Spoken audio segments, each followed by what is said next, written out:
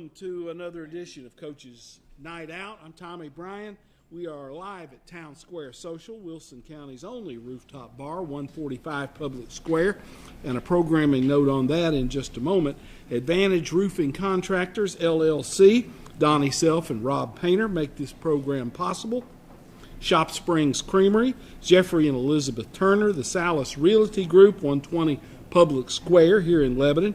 THW Insurance Service, LLC, 321 West Main Street, Lebanon. Cumberland University Athletics, D.T. McCall & Sons, Lebanon, Carthage, Lafayette, Franklin, and Cookeville sponsors this program as well. The programming note, next week we will be on the roof here at Town Square Social. Yes, indeed, we will be outside in the elements as we go on the roof next week here at Town Square Social. We look forward to that opportunity, and we'll have everything set up for you when we bring you the show next week on the roof. And our best wishes go out to Woody Hunt, former head coach and multiple Hall of Famer at Cumberland University. Woody's been a little bit under the weather. Best wishes to you, Woody, and best wishes to Irma as she takes care of that old bird there at home. Coach's Night Out airs live on Blue Devil Broadcasting. Our schedule for Friday, October 17, Lebanon at Green Hill, Mount Juliet at Wilson Central, Franklin Christian at Friendship Christian, Watertown at Cascade. Mount Juliet Christian is idle. They were the only team that played last week. Mount Juliet Christian defeated Glencliff by a score of 20-13. That was the first win of the season for the Saints. And on Saturday, October 18th, Cumberland will play at number 19 Georgetown. Last week, Cumberland dropped a 28-24 decision at Bethel. Chuck Gentry, head coach of the Blue Devils, with us here on Coach's Night Out to kick off the first segment. Chuck, how have the kids rounded back into form after a week off? It's Wednesday. You've had 3 practices so far. How's it been going? It's okay. They were eager to get back, bouncing around. We had a very good attendance for the first day of fall break when we came back, and they were eager to get back, focused on the task at hand, and ready to get to work on Green Hill, and have progressed through the week. Of course, today was first day back to school, and the longer we went in practice, a little less focused that they were, and that's not something that you like to see, but that's typical with the first day of school, the first day back, first day of anything. They've been focused all day, and so it kind of lacks there at the end. But and we've been a little longer because we were off last week, a little longer this week, and so it's a little different schedule. But I think tomorrow we'll probably bounce right back and get back on our normal pace, and everything should be okay. You went afternoons, Monday, Tuesday, your regular practice time, trying to get them back into the routine a little bit. Still in the weight room, still in the the same format. 3:30. It's usually 3:30 to 5:45, but 3:30 to 6 this week, and just good for them to have some time off, but ready to get back into the swing of things. You had some people banged up in that first segment of the season with the break. Are you able to get some people back? Are you still? Is it still kind of iffy? Some are back, some are iffy, some are out. It just depends on specific ones. But for this part of the season, knock on wood, we're decently healthy. You're getting ready to play Green Hill, a football team that comes in with a record of 5-2. You go to Green Hill. This is the first of 3 straight region games to close out the season, and it's important because it is a region football game, and it certainly will have implications on how the standings shake out for the postseason. Well, it's a big game. It's the next one. It's a region game. They were picked preseason region champions. Both of us are undefeated in the region, and they played more region games than we have, but it's the next one. And, playing a football team that, had their way with us in the second half over there last year. They got 39 seniors, returning Mr. Football candidate quarterback, I believe returning Defensive Player of the Year at linebacker, and a lot of good football players on that team that's got a lot of experience. You know, they look at the record and you say, well, 5-2, but you know, they've been beat by the number 2 ranked team in 6A, which is Ravenwood, which is undefeated, and then they have been beat by the number 1 ranked team in 5A, which is Page, which is undefeated, and then they've also beaten the number 4 ranked team in 5A, which is Beach, and that's Beach's only loss is Green Hill. So they're a really, really good football team, really, really good football program. I said it on the radio, I guess 2 Friday nights ago.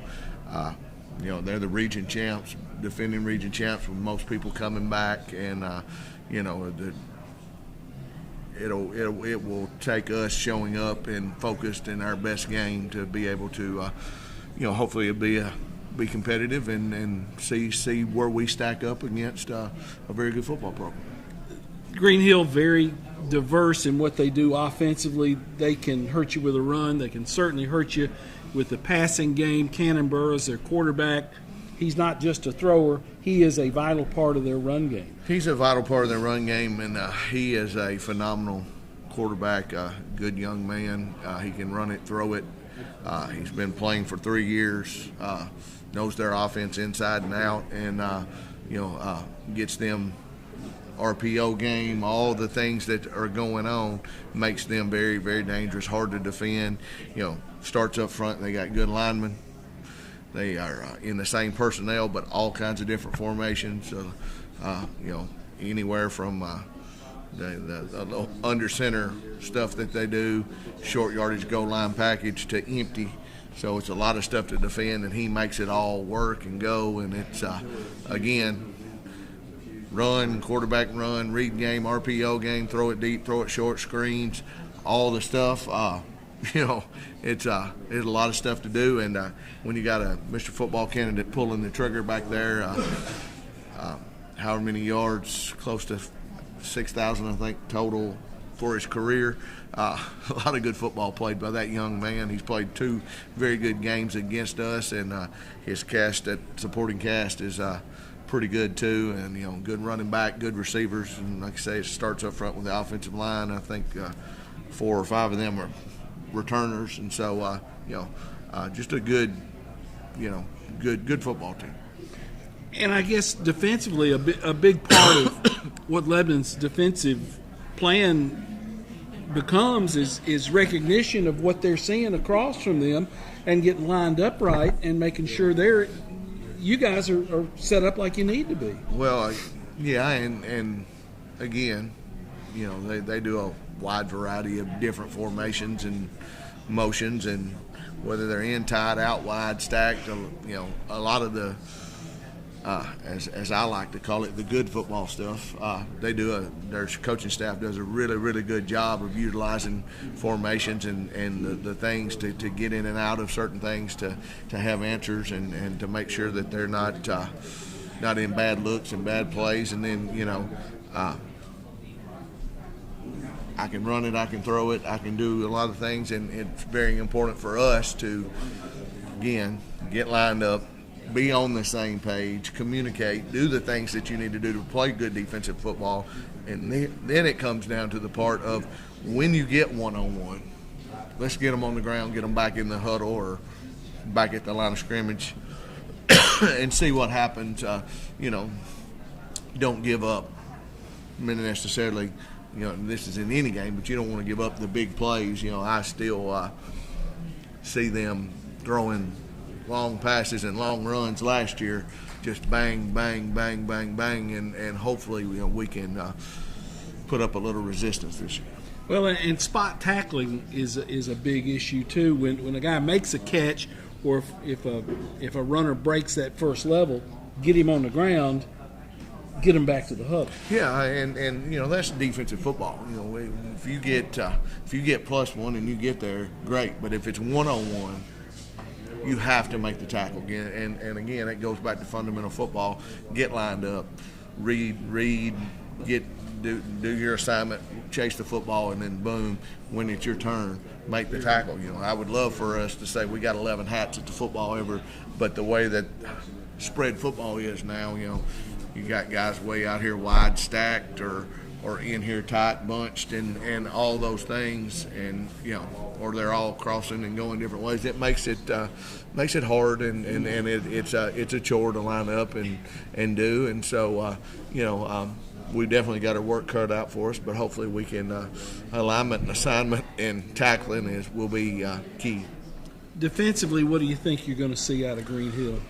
Well, they're going to do what they do. There's no reason to change. They're a 3 safety-ish kind of team. They can get some 2 high and 1 high if they spin it. But they're going to do what they do. They're a 3 down front that becomes a 5 down front that becomes a 9-man box that, depending on what we're giving them, is what we'll see. And again, the biggest thing is going to be like we've said on defense. Let's not hurt ourselves. Let's get lined up. Let's get a hat on the hat and take the things that they give us and then play good assignment football and don't get behind the chains with false starts and holding calls and all that stuff. And again, it all comes down to fundamental football. And then hopefully like we just talked about, hopefully they will miss a line, miss a sign, miss a tackle, but blow coverage, whatever, how it is, and hopefully we can make them do those things, and they don't make us do those things, and it comes down to a chess match, and again, Coach Crouch and his staff does a good job. There's a lot of familiarity with their staff, our staff. Coach Crouch is a Cumberland guy. Him and several of our coaches are on text messages together. They talk. Stephen Clemens, who came over from Gallatin, the defensive coordinator, who played for me, coached with Zach Carter at Smith County. I'm still mad at him. I've tried to hire him, and he went to Green Hill. So that's what makes this game, to make it a little rougher. But it hadn't worked out. But he's a good coach. Zach White, when he was back at Wilson Central, him and Justin Angel come to Smith County, and we talked offensive football a long time ago. And here we are. Here he is, the offensive coordinator, doing a wonderful job, and scoring 40, 45 points a game. And I'm like, hey, that's good stuff. That's good stuff. That's good stuff. And so a lot of it will be they're coached well, and I like to think sometimes we're coached well and try to put our players in the place chance to give them the best opportunity to make a play, and they do too. And so it comes down to sometimes Jimmy's and Joe's, and on Friday night, who's the most focused, who's communicating, who will get misaligned, who won't get misaligned, who will get the check right, who won't get the check right, and or whose nerves are the one thing. This is a big football game. It's a large playoff implication. So is the nerves a little brighter? Will the week off hurt either one of us? All those things that go into it. I've sat around and thought a lot about it. So you never know what'll happen. At 6:59 when you kick that thing off. I heard a coach during the past week talk about the more you prepare, the more the game slows down for you. That you get prepared, you know what to expect, when you see how you're supposed to react.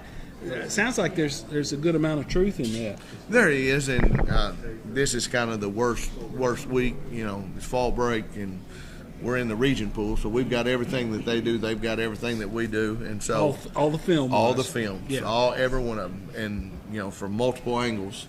And so my wife was working, my kids were at school, and I was sitting at home with a computer. And sometimes you dive way too deep into the well, and if you look at 7 games, and let's just say 60 snaps for each game, That's 420 snaps. And then you look back at last year, what did they do, or the year before, or every time we played them, or they did this against this person, and if they do this, and so you start defending ghost. And me and Sean Fry have looked at each other several times this week. Well, what? And then same way, me and Zach Carter and Dusty Brady. Well, if they do, and so. A lot of it is, hey, let's don't overcomplicate football. Let's line up and play. Let's try to figure out what is the best recipe to give our kids the best chance. Let's don't handcuff ourselves, but let's play football and see how it goes, and let them play fast and not be mentally locked where that they can't play fast. And so. I think sometimes we overcomplicate it. I know I do. And I was sitting at lunch today drawing, and a coach come by and said, "What's that?" I said, "I'm just diddling." And he said, "Well, how do you call that?" And I told him, and he said, "And they remember all that?" And I said, "Yeah. I mean, they have to." And he said, "Well, why don't you just make it one word?" And I was like, "Well, what if that one word they don't remember what that?" And I said, "I tell everybody what to do." So it's one of those things. But The more that you are prepared and the more the film study comes back, the easier it is. But sometimes the more film you watch, the deeper the rabbit hole goes. Well, and the kids watch film as well. It's not just the coaches, right? The kids have huddle. We share it. Coach Fry cuts it up, and they get different things. And we were talking about something, and my quarterback Austin Harrison looked at me and he said, "Yeah, I saw that." And they watch film. It's important to them. We watch film today, with the varsity after weights, and so sometimes kids are visual these days, and so when you see it, it makes it a little easier.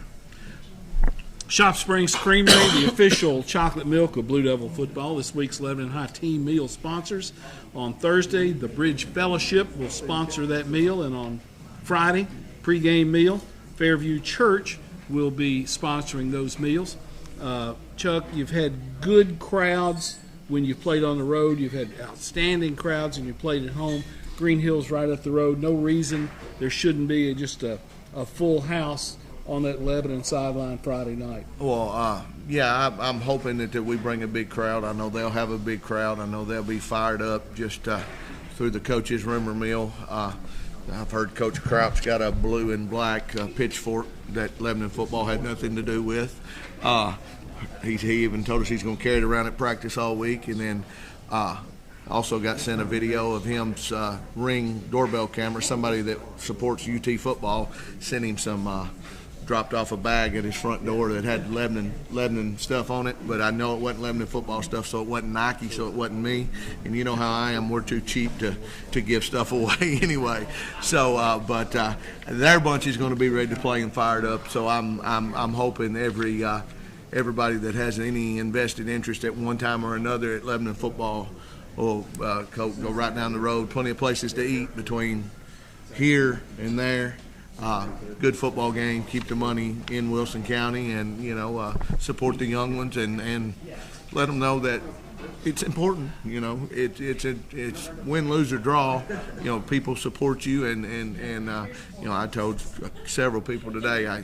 Sometimes I like the games where nobody's talking about it, and but this is one of those that if you've got a heartbeat and you're a football person, it's the kind you want to play in. Chuck, thanks for the visit as always. Have a good game on Friday night. We'll talk to you later. Thank you, Tommy. Chuck Gentry, head coach of the Blue Devils, with us on the first segment, Coach's Night Out, live from Town Square Social. We'll be back with more after these words.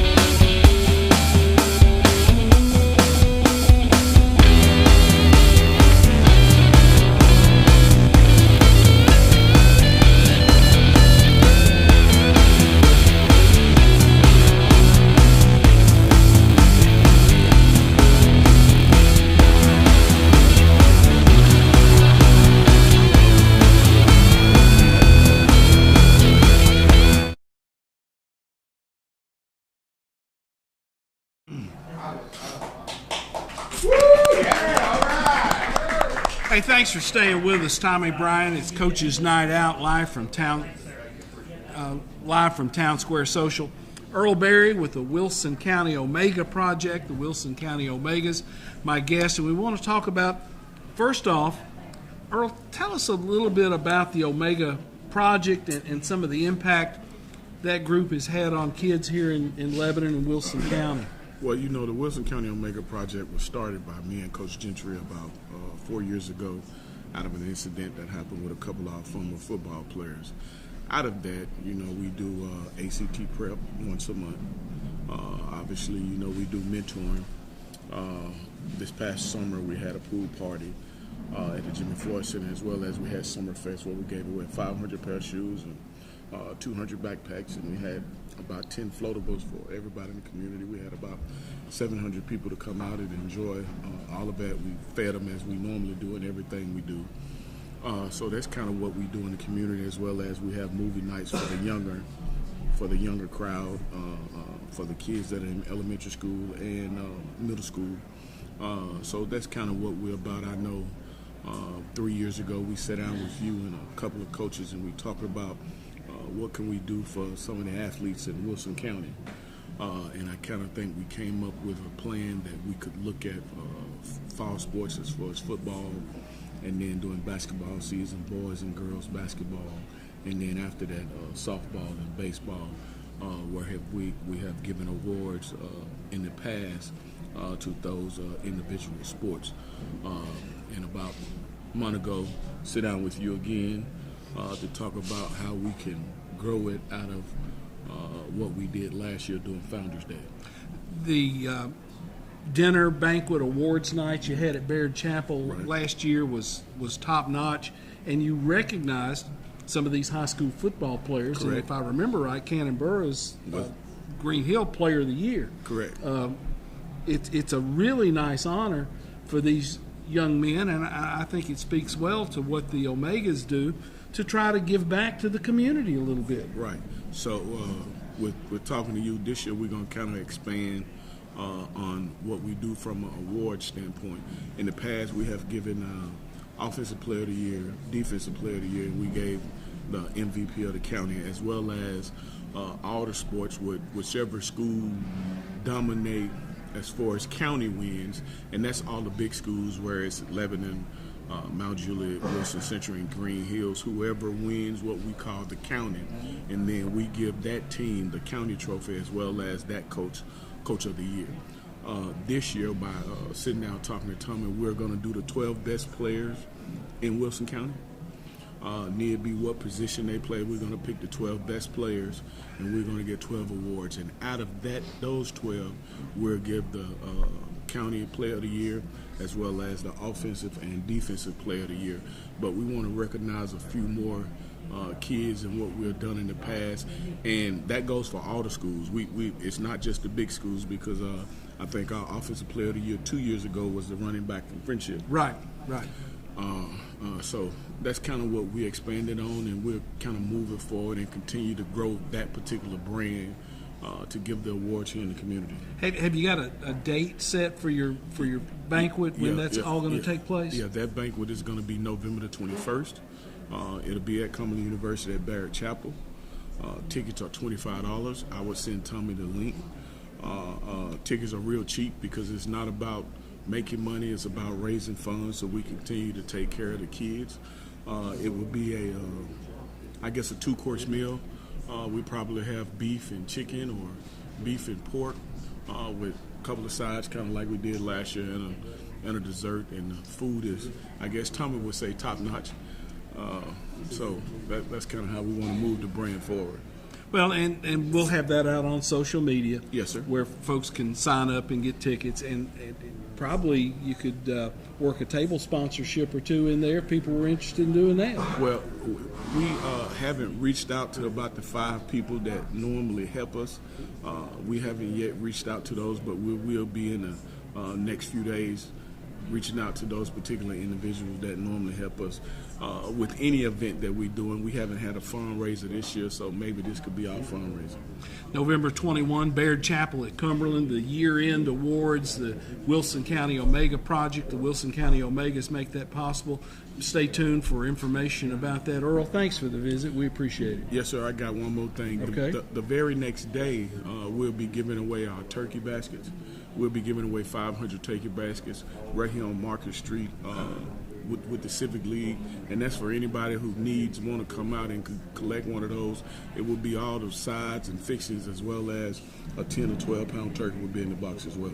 Great work by the Wilson County Omegas. Earl, thanks for the visit. I appreciate you All right, having pal. me. Yes, sir. Earl Berry with the Wilson County Omega Project. We'll take a quick break, and Tim Mathis, head coach at Cumberland, will be with us right after this. Thank you.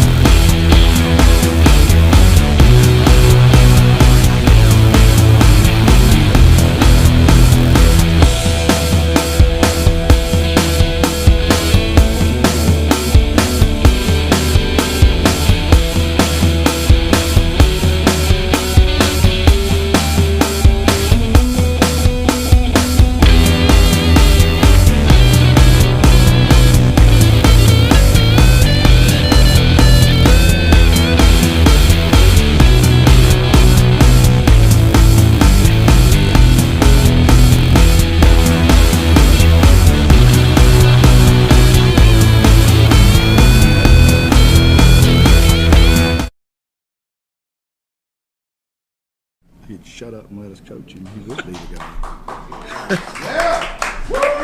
Hey, thanks for staying with us. Thanks for Tim Mathis for giving us a little bit of his time so we could work Earl and the Wilson County Omega Project in.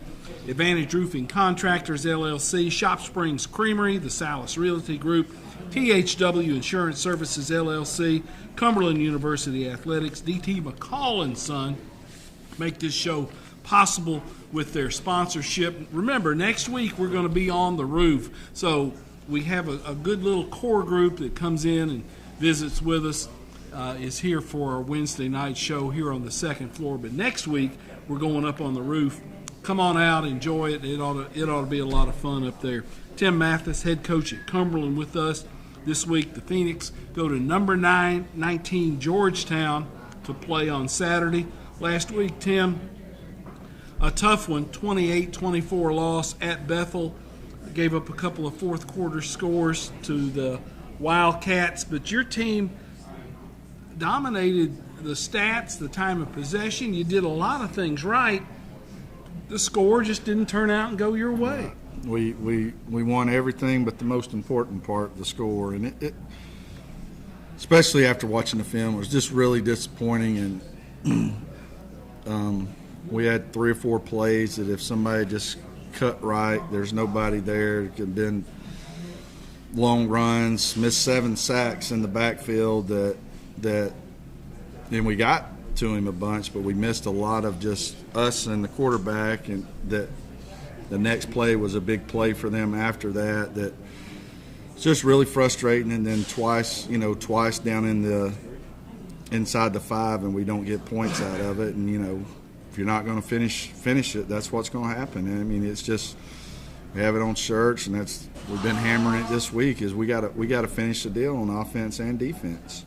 You go into that game knowing you needed to take advantage when you had the opportunities. You knew that going in. Yeah, and it's the frustrating part about it is we really thought we're the better football team, but you have to make the plays and take care of the opportunities when you have them, and we just didn't. I mean, it's we let them get 10-point lead going into the fourth quarter, and we had a couple penalties that breathed life into them, and people. I've said it many times. Momentum is a dangerous thing and a real thing, and if you lose momentum, it's hard to get it back. Well, and Bethel, more than happy to take advantage of those. And the people you play in the Mid-South Conference, you give them an opportunity, they're going to knock the door down. Right, and that's it. Our conference is really good. There's, you give any of its opportunities, you probably take advantage of them. So it's when you have a chance to put somebody away, we got to put them away. You played your third quarterback in about 3 games. He performed pretty well for you. Yeah, Jake did a great job, and it was his first game starting. He came in toward the end of the Florida Memorial, but his first game started, and there were some mistakes he made, but he did a lot of really good things, and hopefully we build on that for this coming week, because he's. We're lucky. Forget NAI. We're lucky to have 3 quarterbacks. Most FCS teams don't have that or whatever. We have 3 guys that can play, and we're fortunate for that. And it helps us a whole bunch. And and we'll probably be better this week with a guy in there again. Not having to put another one in there. Just for the the routine of it and getting familiar with receivers and all that. As good as he played, he could have played a lot better. And when you go and look at the film, and your kids watch the film, and they see those opportunities that slipped away, that's got to gnaw at them. It gnaws big time, and I made a big point of, because what happens when you lose a game, what happens is doubt creeps in. Doubt's a killer of teams, because doubt gets kids back in a corner and pointing fingers and this and that. So it was real important. Even when I'm watching with the offensive line, you'll stop it right here and say, I'm not coaching offensive line right here. Look right there. If we would have just cut off of that block right there, who's out there? Well, there's nobody. Yeah. You got to show that offensively and defensively to your guys, because it's so important. It's a team game, so all 11 got. Doubt can't creep in. Discipline has to take over, and you can't let doubt. But it's the first thing that happens when you lose a game is doubt creeps in. Well, the great thing about football, you got a chance to flip it as you go to Georgetown on Saturday. Number 19th ranked in the NAIA. Tell me what you know about Georgetown. They're probably the most guys they got back on offense or defense is on their defense. Defense, he was the defensive coordinator when Coach Oliver just went to being full-time AD. He took over as they hired him as the head coach. So he's still kind of running the defense. So defense hadn't really changed. They're probably, which Georgetown's usually known as, established the run team, or where they throw the ball a little more this year. But part of that is personnel, because they don't have who they had last year. O'Neal, who was a 2-time All-American running back that they lost. It was supposed to be back. He tore his ACL in the last playoff game last year, so he's not back, which I'm not sad about. But because of that and who they've gotten in, they kind of throw a little more than they normally do offensively. Are they a spread team? Yeah. So doing a little more spread, not as much of their try to establish the run. They do run the ball. It's not they don't, but they've had games where they've thrown it 40, 45 times a game. Well, that'll make for a long afternoon. Unfortunately, throwing the ball that much. And you say defensively they will do about what they've done. They did what they've done. They're a 4-2-5 team, and you put on last year's film, you put on this year's film. There's no difference in what they're doing. It's just obviously some of the guys graduated, but they're doing the exact same things they did last year. Well, everything Cumberland wants to do is still out in front of them. That's the good thing about it is, there's no room for error now. But if we went out and our last game of the year is probably against an undefeated Lindsey Wilson team, and we would have a one loss in the conference. So if we win, we get the tiebreaker. So we don't have any room for error or whatever. Still don't have to have anybody to help us get where we want to be. We still control it. You controlling your own fate is all a football program can ask that's for. really Let's go out and play. That is all you ask for, is we still control what we want to do. We got to finish. We got to finish. The two games, even though we got the game back from Florida Memorial, our last two games we haven't finished, and that's the difference in the game. We've been opportunity in both those games to win those games, and we didn't do it. How has practice been so far this week? It's actually been great. That's kind of what you said about, it's kind of gnawed on these kids, and they're just, knocking at the bit to get back on the field, to get that taste out of their mouth of being defeated or whatever. So we've had a great 2 days of practice so far. Road Warriors, you guys have done it. You've been on the road. This is nothing new to your football team. Load up, get on the bus, and go play. Right. It makes for something. Last time we played, I guess when we play next week at home, it'll be 5 weeks. Over a month since we've been at home. Can't wait to get back home, but that's part of it. It's just the way the schedule hit or whatever. But luckily, they're not 9 and 10 hour trips, or just 4 hour trips or what have you. But it will be good to have this road trip in. When you go to Georgetown, will that be an early Saturday morning departure? How will you handle No, that? we'll leave Friday. It's just over the time. We'll leave Friday, especially with it being a 1:30 kickoff. Okay. We'll go up there.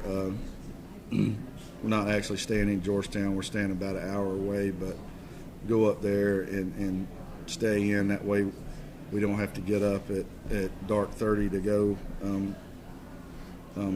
to there. So it'll help the kids get some more rest. Injury-wise, you getting people back? You got people out? Just for a second, talk about that. Yeah, we got some guys. We've got some guys on defense that they're still evaluating. It could be out for the year. Peter Pop hurt his knee in the Bethel game.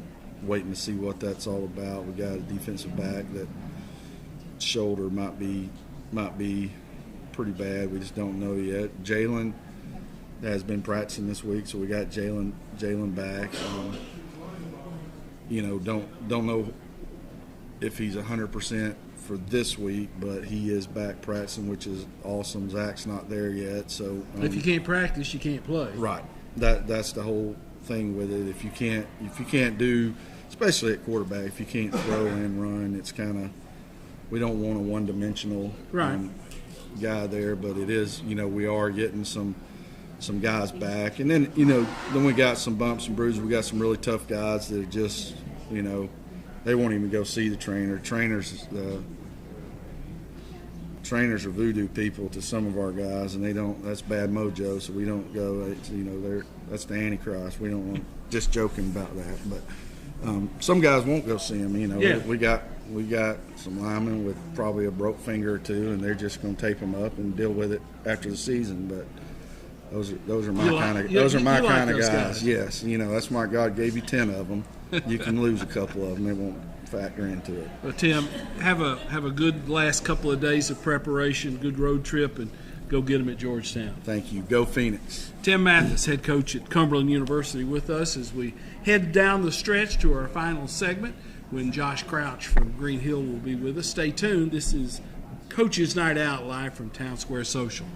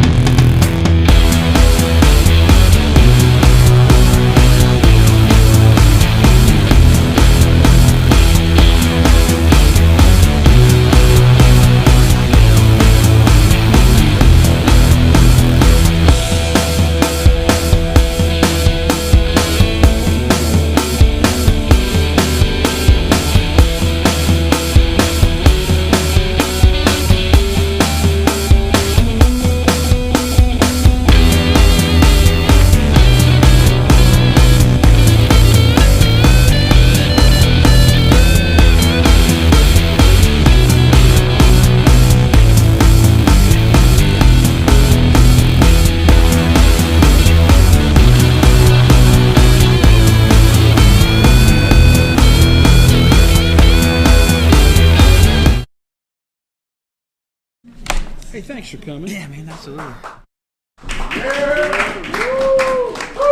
Coaches Night Out live from Town Square Social. We're on the second floor. Next week we're going to be on the roof. So come out if you've ever wanted an opportunity to see what goes on the roof. There'll be cameras there, so come on up and be a part of what we're doing up there. Advantage Roofing Contractors, LLC, Shop Springs Creamery, the Salas Realty Group, THW Insurance Services, LLC, Cumberland University Athletics, DT McCall and Sons, Carthage, Lafayette, Lebanon, Cookeville, all over the place. They help make this program possible. Friday, October 17, after the break, Lebanon at Green Hill, Mount Juliet at Wilson Central, Franklin Christian at Friendship, Watertown at Cascade, Mount Juliet Christian is Idle. Josh Crouch, head coach of the Green Hill Hawks, with us here. And Josh, the gauntlet starts. I mean, it's the last 3 games of the season, and it's going to tell the tale on how the region shakes out and really how the season shakes out for so many teams, including Lebanon and Green Hill. Yeah, I think this week's a big week for Wilson County football, I think. And, you got Mount Juliet, Wilson Central, you got Green Hill and Lebanon, and, it's going to be a great football game, I think, Friday. It's a 7-0 football team that's coached really well, and we'd like to think that we've got some pretty good players that are ready to compete. And so I think if you're ready for a Friday night football game in Wilson County, I don't think there's a better one than come out and watch a very well-coached Lebanon team and an up-and-coming school trying to find its way and compete against each other at Green Hill. So excited about Friday. With the senior class you've got, 38, 39 39. I would guess practice and the routine and knowing what's expected, these guys have been with you for so long, it's got to make practice and being around these guys such a pleasant thing. Yeah, you go from having 12 coaches to really having about 50 coaches, because those guys that are seniors are setting the expectations for the younger guys. When we go our JV periods, those older guys are helping with the younger guys. They're able to get more eyes on, and that comes with some kind of I guess acceptance or knowing what they're doing in the program, and those guys have led it the right way. I think Luke Parton's had a great year, and how much he had to sit out and go through last year. He's been a phenomenal cog for us this year, and we've got a lot of senior leaders that have really done it the right way and built it up, and I think they're having a little bit of product of what they've sowed. You and Chuck and I talked about this, and when you look at the numbers, you are so efficient in what you do and are able to do offensively. You run for over 200 a game. You throw for about $160 a game. You're able to diversify and not put everything into one phase of the football game. And I think that goes to Zach. I think Zach White's such a great coordinator on the offensive side of the ball. He's very good both in the run game and in the passing game as well, and I think he does such a great job of getting all of our kids touches and spreading the ball out. That way you don't have just one guy. Historically we've had Caleb Carver, we've had Marjan, or you've had one guy that really stood out. And this year I think we've done a better job of divvying the ball out a little bit more to be able to have more kids touch it. And how does he do that? Is it a flow? Does he script? I mean, when you've got playmakers, there's only one ball. Yeah, we call him the guru. So he's Coach White is as good, and it helps having Coach Eric over there, and such a veteran offensive line guy, and having Coach Fernino, who's great with technology, and having Coach Stewart over. Coach Job's been there for a while as a good eyes in the secondary, and that whole group works really well together. But it starts with Zach, and Zach has such a good relationship with Cannon, and those two kind of pick and bounce the ideas off of each other. But I say it constantly. I think I will continue to say it. Zach White's one of the best football coaches in Middle Tennessee. Coach Eric is one of the best O-line coaches in Middle Tennessee. Trey Eric, birthday boy today. Yep. And having a guy like Trey on your staff who's been a head coach at a couple of stops along the way and has settled in and loves what he does, having a guy like that on your staff, what a plus. Yeah, and really, it's a full circle moment for me, because when I was at Wilson Central in 2012, I was sitting down with a paper and pen asking him about how to run counter and duo, outside zone. And I was just learning from him, and now I'm fortunate enough to have him a part of our staff at Green Hill. And he's great with the kids. The kids love him. That O-line group, there's nobody better to coach that group than him, and he's got such a great personality for us and our program. And like I said, it's his birthday today, so I'm glad we got to shout him out. Defensive side of the football with Green Hill, you've had some injuries on that side. How has this bunch responded, and how are they playing? Yeah, I think it kind of goes. On film, we're still trying to figure it out. We can't. It's hard to replace Jackson Crawford, our guy. The very first game, he had 20 tackles against Beach, and he's still currently 5th on our tackle list after 7 games. So having Jackson out, we're moving people around. We got new guys playing new positions, and just trying to fit what our guys do. And it's hard to replace him. But as far as everyone else, is about as healthy as we can be going into Week 8. Into a region game that we have been. How was it getting them back after the fall break? So many families, they bug out. They got a lot of different things they're going to do. They plan for that fall break. How was it getting them back into that routine? Yeah, we went at 4 o'clock on Monday and Tuesday to kind of keep them back in the school routine and practicing in the afternoons. We had a couple of kids coming back from Monday trips. We had Ameza was visiting West Point this week and got to go down there and watch Charlotte play. So he was a little late coming back on Monday, but being at 4 o'clock, he was able to come to the game. But attendance-wise, we've had a very focused group. And when you put out in front of them what this has on the line, I mean, it's a 7-0 Lebanon team that – that's really good. I mean, and I think for us, our kids all year have been really excited about competition. They're really excited about playing better competition. I think this is an opportunity for them to continue to do that. Well, the people that you have played, Nolensville, Beach, I'm leaving somebody. Ravenwood, yeah. Page, yeah. People like that. It has tuned up that schedule a little bit. You guys should be game ready and big game ready for this one. We hope so. I mean, that's the coaches' side of it, right? Like that's you want to hope that that's what's preparing them. But in a region game with a staff that's with the staff that they have is very prepared, very organized, coached well. Some of the things playing those teams, we've played them now for 3 years. So there's 3 years worth of data that they can go back and pull and kind of what has worked in the past, and that's for us.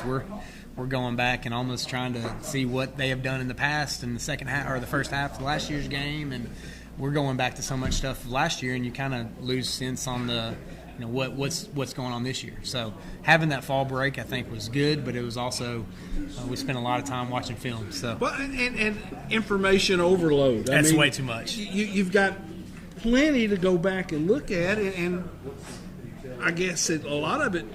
How do you whittle it down and know this is what we want to do, this is what you want to do, this is what we're going to see on Friday night?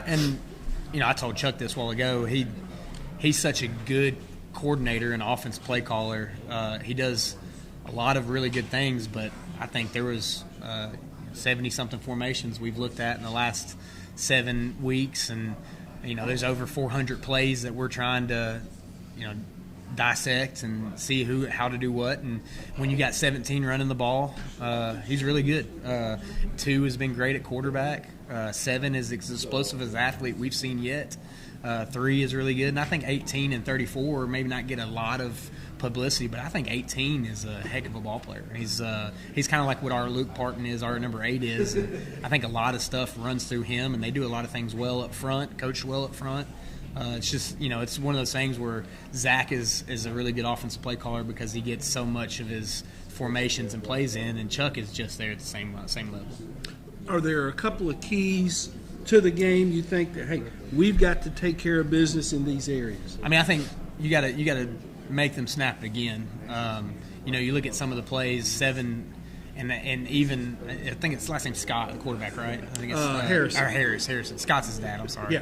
Yeah. But he can throw the ball 50, 60 yards in the air, and 7 can run up under it. So that pairs with play action and trying to tackle Gion, which is I don't think anybody's been able to do yet. So, people have run him out of bounds a couple. Man, of we times. can't. I don't know if you can stop him. So that's the thing for us is can we stop the run? Can we be good enough in the run to prevent any of the big plays over top? And then offensively, they do such a good, and Fry does such a good job, and Josh and all them of coaching their guys to take care of their gaps. They're very unselfish on defense, where they take care of their caps, they do what they're coached to do, and they're going to be in the position to make plays. And for us, we just can't get frustrated whenever we don't hit a 60-yard run or we don't complete a 90-yard pass. We've got to be consistent in our approach this week and know that this is one of the better teams that we played yet, and it's going to be a good football game. And the familiarity that the two coaching staffs have with each other kind of leads toward, hey, you want to beat your buddy. You want to be able to say next time you see him, or if you're out, hey, we got you this time. But there is, you guys talk quite a bit. Yeah, I think a lot of us are friends on staff, and I've had a pleasure of getting to know some of the guys. Adding Steven to us this year has brought over a little bit of the Smith County tie with Chuck and them. But you're right. I want Lebanon to win every game but one. I think the world of the staff. I think the world of their alumni and their culture and their team. And I love some of the banter that's been back and forth this week. I love communities feeling invested in the football games and having fun outside of the field. And you don't never want to lose, but you pull for this group every game but one, and hopefully we'll put together a good fight and have a good game on Friday. And what an atmosphere for a Friday night in Middle Tennessee. Lebanon, Green Hill, two schools very close to each other distance-wise. Two really great fan bases. Ought to be an outstanding crowd there at your place on Friday night. I think the temperature is going to be great. It's going to be somewhere in the mid-70s. We're going to have 2 or 3 food trucks out there. We'll have tailgating pregame. We invite all Lebanon people to come tailgate out there if they want to come. We'll give you some food while you're there, and we're just trying to present a good atmosphere for high school athletics and be what high school football is supposed to be about. And if you are a fan of watching kids play, I think this is a perfect game to see two staffs that have respect for each other, two programs that I think really enjoy playing against each other, and it ends up being a really good ball game at the end of it. Your kids seem to really have a good time on Friday nights and enjoy the spectacle that is that Friday night. You've only got so many of them on the schedule. Yeah, only 10 of them. You only got 10 guaranteed, and you look back, we were doing this in January. So it's come to it seemed like a blink of an eye that it's done, but I think for our kids, the biggest thing for me as a coach, I want our kids to have fun. I want them to enjoy their time. It's not fun getting 40-pieced on against Ravenwood, and that's tough. But I think a lot of times you grow in some of those defeats as well. And we probably learned a lot about ourselves early on that we can pull from a little bit on this game. And hopefully, if we get in a tight game, we can lean on some of those moments to pull us through. You've been around a lot of good coaches in your career, and you're still a young guy. Who are some influences that you've been around, either played for, coached with, that sort of thing that have helped make you have helped bring you to this point? Well, first off, I would say the reason why I got into coaching is because of Donnie Carter, and he was my youth football coach. Growing up, it was the guy that he was my second father. So Donnie Carter was, and he's passed since, but the Carter family in general, their sons coached me in basketball and football is around them all the time. So I'd say the Carters are the first and foremost. Obviously in college, Dwayne Alexander was great for me, and he was as transparent for me as a player. He'd allow me to sit in on meetings. He'd let me watch film. He'd go over stuff with me, and he really didn't need to give me that much access, and did. Defensively, Brad Dedman is the best that I've been around. He taught me everything there is about alignment, structure, and communication. David Watson is another one at Oakland who's done a really good job, obviously there, and has taught me a ton. And I still continue to learn from Trey and Zach every day. So I think that's the part of coaching is you can't never be finished learning. So you got to continue to learn. A good friend of both of ours, Dwayne Alexander, who's now an assistant coach at Bowling Green, and they've had a great season so far. And it's good to see Dwayne continue to grow in his coaching career. He's still knocking it out. Yeah, and I texted him this weekend. And the cool thing about they had a big comeback. They had a 20 or 30 point deficit. They came back and won. And I texting them, and it's still good to know that you can still get texts back from people that have been successful and continue to be successful. And it just shows you the coaching fraternity and the coaching world in general, I think, is a very close-knit. We all want each other to be successful. If you're doing it for the right reason, you want to be successful.